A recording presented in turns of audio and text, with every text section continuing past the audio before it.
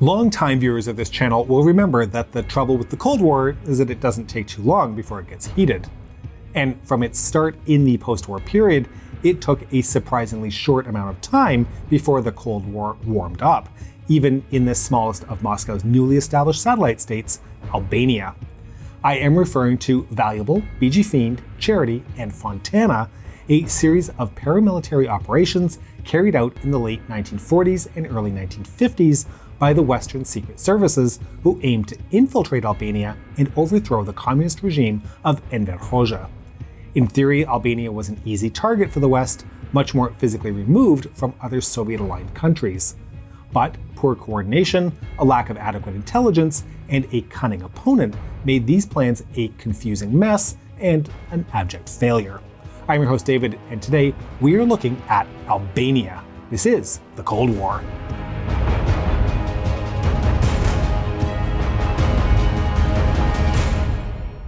As I'll hint at in the rest of this video, the economic situation in many of these Albanian regions was negatively impacted by the operations to come. Further hardship for a country already trying to radically nationalize its industry to chaotic effect. We're feeling similar effects in the modern day, reminders of the consequences that military intervention can have on every one of us. Because just like post-war Albania, it's everyday citizens who are paying the price. Take energy prices, which spiked across the world in the wake of Russia's invasion, and remain stubbornly high for everyday people. Even in America, just over half the people making six figures are currently living paycheck to paycheck. Now, financial experts like Goldman Sachs are telling clients to diversify their wealth into new assets, alternative assets, less correlated to the typical stocks and bonds. Luckily for us, platforms helping investors diversify with alternatives have been perfecting their methods long before the bank crisis. In fact, one platform returned over $25.8 million to their investors last year, returning a profit from every single exit, even as the economy deteriorated. Today's sponsor, Masterworks, a platform for investing in iconic art from legends like Picasso and Banksy, except Masterworks breaks the art into shares, so you don't need millions of dollars to diversify with the same assets Bezos and Bill Gates use. As new offerings on their site can sell out in hours, Masterworks even had to make a wait list, but you can skip it right away when you use my link in the description. The last 2 years of the Second World War saw communist partisans gradually take over Albania with assistance from Tito in Yugoslavia, as well as British supplies and air support. In May 1944, communist leader Enver Hoxha became the supreme commander of the National Liberation Army. As such, he led the fight against both the occupying Axis forces as well as the Bali Kombëtar, literally National Front, which was both anti-communist and collaborationist in nature. By November of that year, German forces had withdrawn from the capital Tirana, and Hoxha and his acolyte Mehmet Shehu emerged as the top political figures in the country.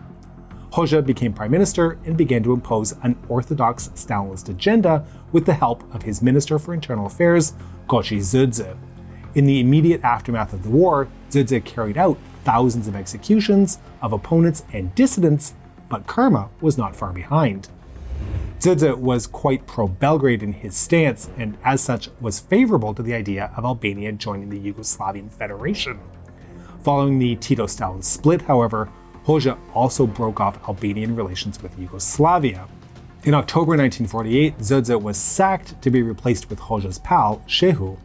And after a secret trial in May 1949, Dzudze, the once executioner, was, executed. Dzudze's sacking was part of a more widespread anti-Titoist purge, which led to the expulsion of 25% of members of the Party of Labour of Albania, the local communist party. Another consequence of this was placing Tirana squarely in Moscow's shadow. Had Dzudze prevailed, the Western Bloc may have had better fortune in establishing some form of cooperation with Albania, similar to what developed with Tito, but we rarely deal in counterfactual history, so let's move on. The result was that Stalin had a staunch ally in southern Europe, allowing the Soviet Navy to access ports on the Adriatic Sea.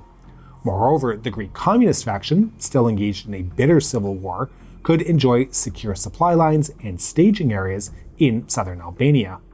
For all these reasons, by late 1948, Hoxha's regime was prominently in the crosshairs of the secret services of the UK, US, and Italy. Just as Stalin had extended his grip over Czechoslovakia with the February 1948 coup, the West thought it could gain control of this low-hanging fruit by launching a series of paramilitary operations. Plans were hatched. The best known of these Albanian-focused plans was Operation BG Fiend, conducted by the Office of Policy Coordination, or OPC, a branch of the then newly constituted CIA. According to author Albert Lelouchi, the first kernel of this plan was actually conceived by King Zog. The deposed Albanian monarch, by then living in exile in Egypt, sent a letter to the US military attaché in Cairo dated December 23, 1948. His missive contained a proposal to use Albanian dissidents abroad to infiltrate the country and overthrow the communist regime, which, according to Zog, was both very unpopular as well as unstable. However, the Italian Naval Intelligence Service had beaten Zog to the punch. As early as spring of 1948, they had approached another branch of the CIA, the Office of Special Operations, the OSO, to mount joint operations in Albania. This idea resonated with Directive 10-2 of the US National Security Council, which directed CIA policy towards Soviet satellite states in Europe. As a result, in July 1948, the OSO agreed to supply Italian services with C-47 aircraft, funds, and supplies to infiltrate Albanian anti-communist dissident groups being recruited in Italy and in Greece. Operation Charity was a go. The objectives were to link up with anti-communist resistance factions and gather intelligence on internal political conditions, defense installations, and order of battle. The first 4 agents entered central Albania on February 15, 1949, 3 of which made it back alive to their base in Kastoria, Greece on the 28th of April. By this time, the OSO and Italian naval intelligence had initiated a second twin project, Operation Fontana. Fontana was focused on infiltrating southern Albania specifically to collect data on port and airfield installations, as well as monitor Albanian assistance to Greek communists. But back to King Zog and the OPC. While the OSO and the OPC were part of the same agency, they acted like independent and often competing entities. As a result, in June 1949, the OPC sought and obtained approval to stage their own subversion program, Operation BG Fiend. Its minimum objective was to stir up opposition against Hoxha to the point that his regime could no longer afford to support Greek communist guerrillas. The maximum objective was to overthrow the regime altogether. So, to recap, by the end of 1949, there were 3 separate Albanian operations, right? Well, not really. You see, the British SIS, better known as MI6, had initiated a project of their own, Operation Valuable. It was similar in nature to its US and Italian counterparts, using MI6 recruited Albanian anti-communist exiles, training them in Malta, where they were given the nickname Pixies. We should note, though, that the leadership of Valuable and BG Fiend were not entirely disjointed. The OPC, MI6, US State Department, and the British Foreign Office did coordinate their respective high-level policies with regards to Albania. In 1949, the Americans and the British jointly created the National Committee for a Free Albania, the NCFA, formed from Albanian émigré circles based in Paris. Overtly, the NCFA conducted activities to raise awareness about the plight of Albanian civilians under the yoke of Hoxha and Shehu's forces, primarily focused on the secret police, the Sigurimi. Covertly, however, the NCFA acted as a front for Valuable and BG Fiend activities, helping to identify and recruit agents. The first incursion into Albania was overseen by MI6. 2 teams, each consisting of 4 men, landed on Albania's southern coast in early October 1949. The mission was a disaster, as the Sigurimi intercepted the operatives, killing 4 of them. Subsequent British-sponsored missions did not fare much better, while their American counterparts seemed to meet with some success. As of January 1950, a CIA report stated that BG Fiend had managed to infiltrate a total of 11 teams into Albania, charged with infiltrating the army and the Communist Party, organizing resistance groups, and sabotaging select targets. The operation also took care of psychological warfare, founding underground newspapers and airdropping millions of propaganda and counter-propaganda leaflets. Many of these featured cartoons mocking Stalin himself. Another tactic was the use of clandestine radio stations operating from Greece or the Adriatic Sea. The OPC actually got really creative in this field. They founded a fictitious scientific organization, the Mediterranean Maritime Biological Institute, and chartered a vessel flying a Panamanian flag from which they could broadcast undisturbed to Albania. The OPC even took to mailing embarrassing parcels to party officials, looking to discredit them and even bring internal suspicion down on them.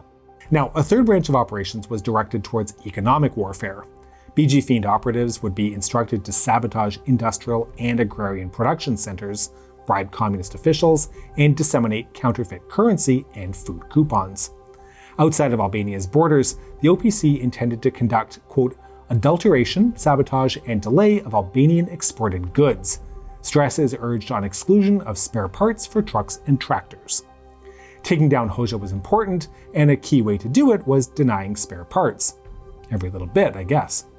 We should specify here, however, that a rather grim OPC review stated that nothing whatsoever has been done to implement the suggested program. The OPC was more optimistic about their capability to dramatically scale up paramilitary action, claiming that a BG Fiend depot in Athens held enough weapons to arm 4,000 men. This may have been a hint at the end goal of toppling Enver Hoxha. By August 1950, however, the US Department of State and the British Foreign Office had agreed to abandon plans of overthrowing the regime, preferring to focus exclusively on low-intensity guerrilla action and intelligence gathering. To that end, the OPC set up a training camp for Albanian paramilitary agents in Germany, which could house 250 recruits at a time. After a course reminiscent of Special Operations Executive training, teams of agents were transferred to staging areas in Greece. From there, they would be airdropped into their area of origin within Albania. According to author Albert Lelouchi, the Sigurimi had infiltrated the training base from a very early stage and had figured out the transfer system of BG Fiend operatives. So, if they noticed that, for example, recruit John, hailing from Kukish, suddenly disappeared from the camp, they could expect an infiltration around that area and step up surveillance. And BG Fiend teams on the ground had to face another challenge.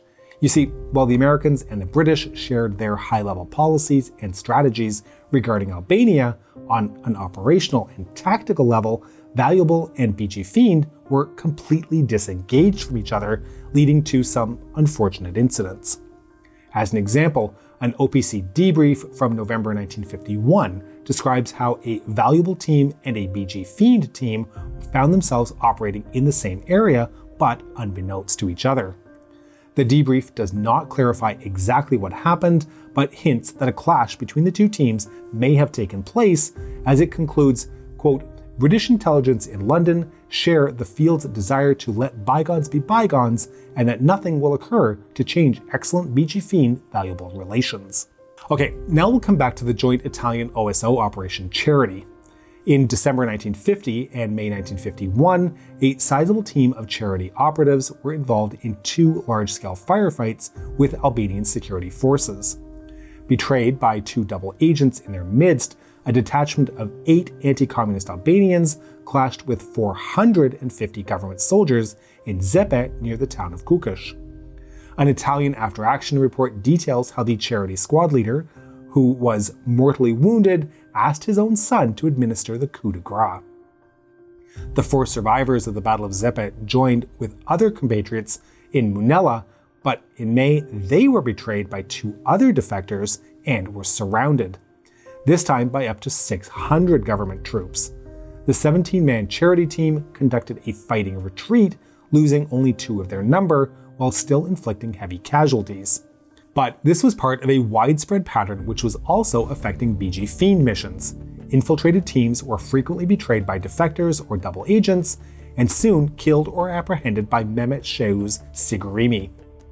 On October 10, 1951, Radio Tirana announced the upcoming trial of 14 captured spies.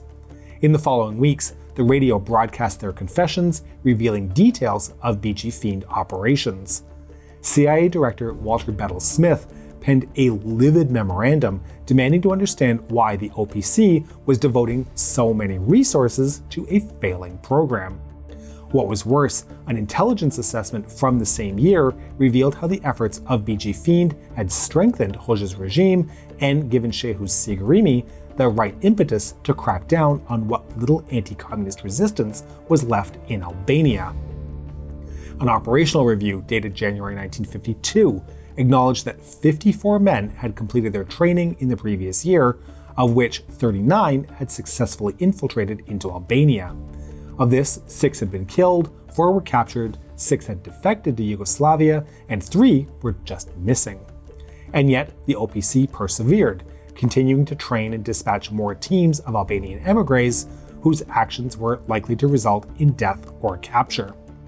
Finally, at the end of 1955, the CIA acknowledged that millions of dollars had gone into an operation which had yielded no results, save strengthening communism in Albania, the total opposite of what they had set out to do. Operation BG Fiend, which had been renamed Opopus, was then cancelled with little ceremony. So what happened? Well, according to author Nicholas Bethel, writing in 1985, all Albanian subversion projects failed because of one man, Kim Philby.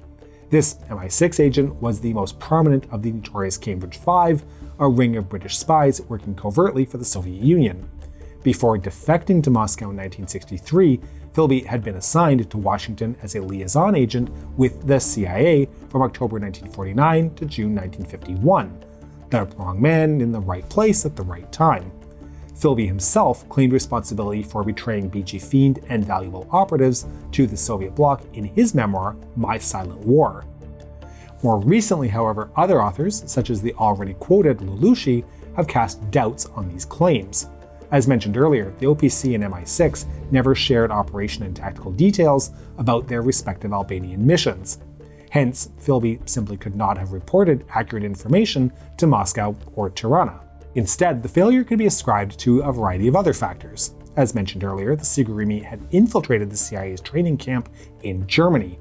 More importantly, it appears that the entire planning of the OPC's side was severely deficient.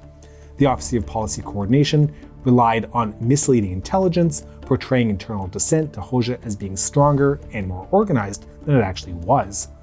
This was the same intelligence that had led the OPC to underestimate the strength and skill of Albanian security forces.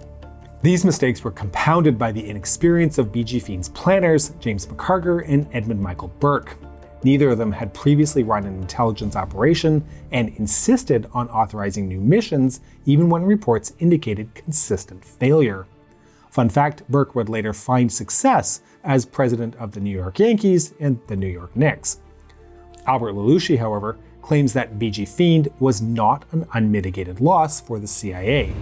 The plans laid out by McCarger and Burke would serve as a template for more successful covert operations, such as the Guatemalan coup in 1954. We've looked at that coup in a prior episode, as well as Kim Philby and the Cambridge Five, so be sure to go back and check those episodes out if you haven't already seen them.